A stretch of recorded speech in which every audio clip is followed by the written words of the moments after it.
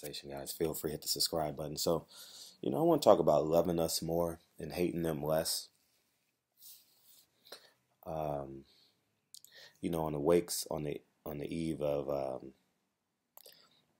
Richard Sherman signing with the 49ers, very outspoken, very boisterous man as it relates to race relations in America, as it relates to Colin Kaepernick, and I've come to the conclusion.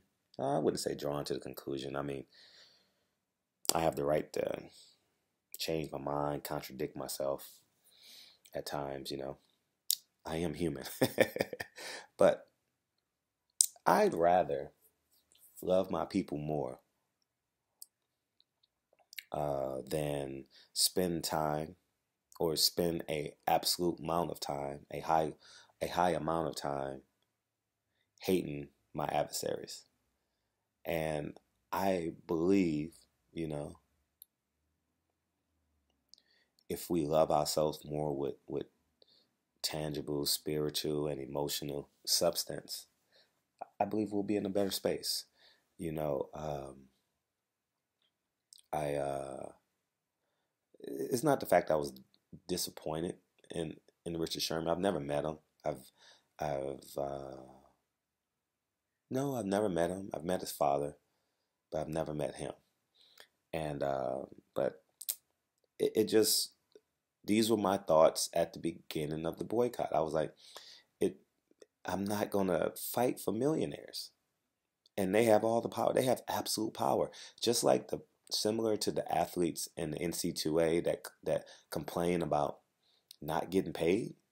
Why are we fighting for them? All they got to do is not show up, right? When teachers want higher pay, what they do? Don't show up. I was a part of a strike. What TAs do when they want a pay raise? They don't show up. What nurses do when they want a pay raise? The union tells them not to go to work, right? So at the end of the day, they hold absolute power, especially as it relates to the NCAA, because the professional sports, you're fighting with billionaires, right? So they can hold out much longer than millionaires can. But in the court of public opinion, it will be so much pressure on the owners, because the vendors, the parking attendants, the ushers, the advertisers and businesses who completely depend upon the NFL for success, the pressure will begin to mount on professional sports, NBA, NFL. So, yeah, let's love, man. Let's wrap our arms around our very own community, man. Let's genuinely wrap our arms around our community, man. I said this in the last video because you get people who adamantly disagree with you and don't put an action to it. You understand what I'm saying? I'm just going to go through my week in terms of just events that I've done. I know I put in the other video. I'm not sure if you guys want to listen to this video, but let's see. It started off early this week where I literally rented one of my units to a gym guy, to a guy I work out in the gym. No security deposit. $250 below market rent, what I could have got from Section 8. You guys know I'm a fan of Section 8. And I rented it to him, because his family they needed it. And when I'm in a position of help, I'll do it. That's costing me, let's see, $250 times 12, $3,000 a year. I bought some shirts. I donated and I got some shirts. I'll show you guys later in the week, but it says "Never Again" with a high caliber gun on it. Donated to some kids. They're doing a walkout March 14th, I believe, and I bought them shirts. I'll show you guys the shirt. Hopefully it makes the news. Bought a kid's plane ticket to see his parents. What else I do this week? What else? I'm not gloating. I'm genuinely not gloating.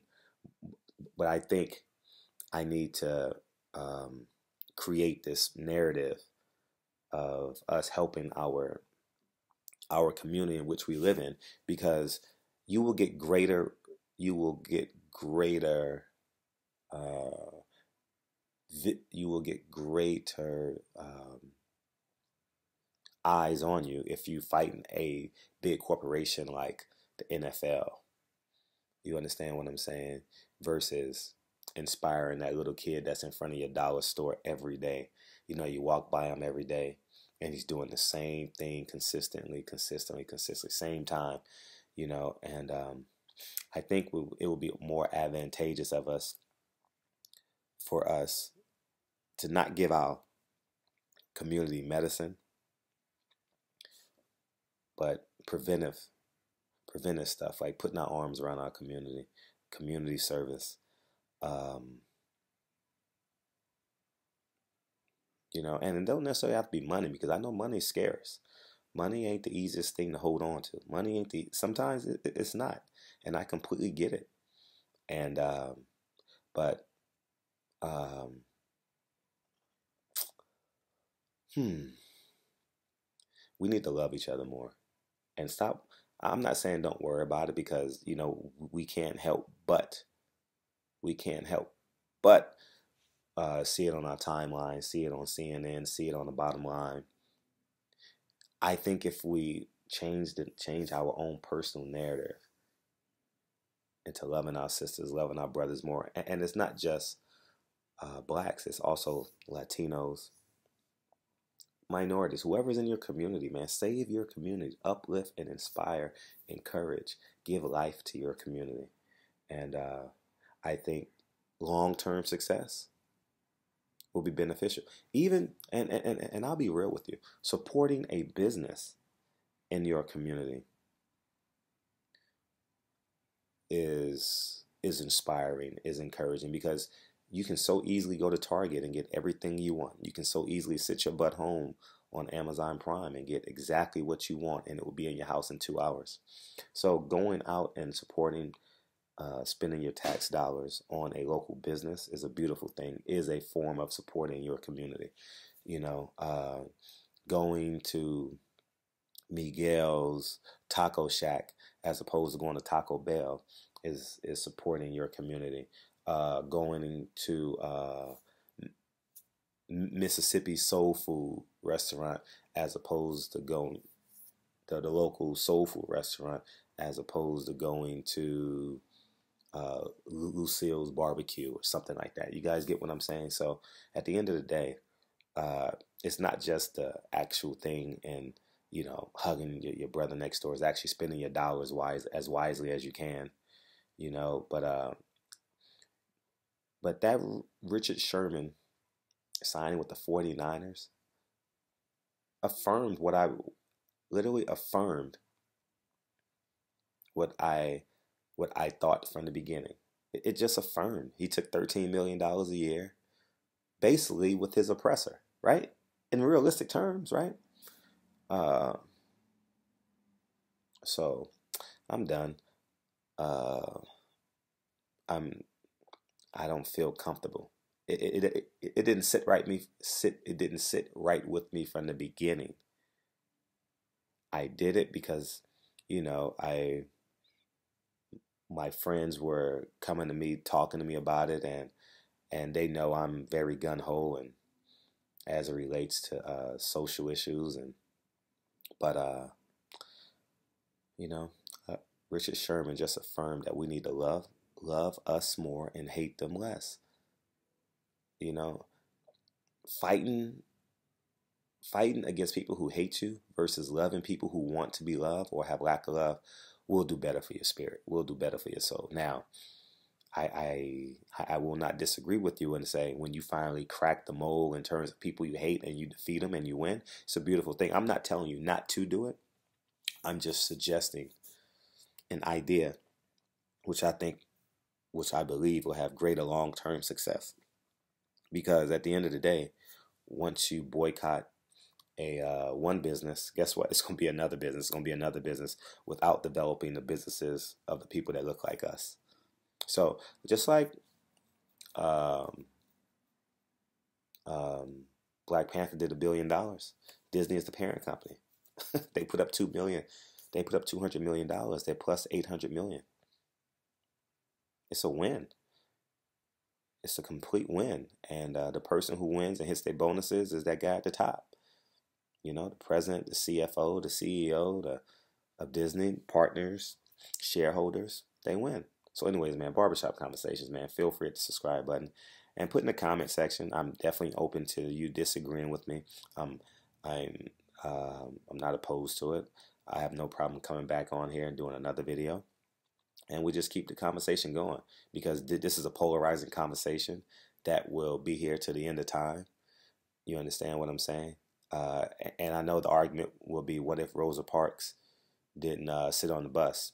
Well, the flip side of that is we could have created our own bus line, our own modes of transportation, right? Similar to equal rights versus integration.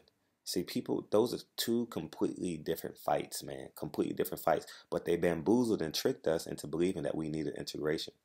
No, they changed the narrative on us and we fell for it. We didn't need integration. No, we needed equal opportunity.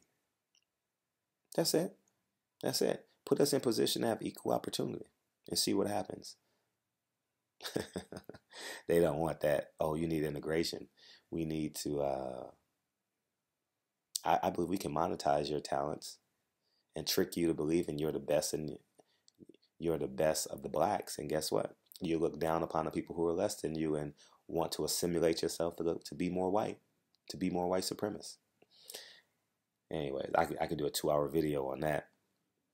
And but I'm open to that. You guys want to talk about the bus boycott, the sanitation department, What else?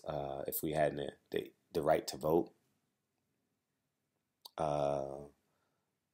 you know, I'm not telling you not to fight those big fights. If you can do both, I would suggest you do both. If you had an option, I would say love your community more. You know, because the rich people are still going to be rich. Corporations will remain corporations. You understand what I'm saying? And it's just ideas. I'm freestyling right now. And let's keep this conversation going. Maybe somebody can prove me that I'm wrong or reaffirm to me that I'm right. But Richard Sherman is who he is. He's taking $13 million with what I thought was the oppressor.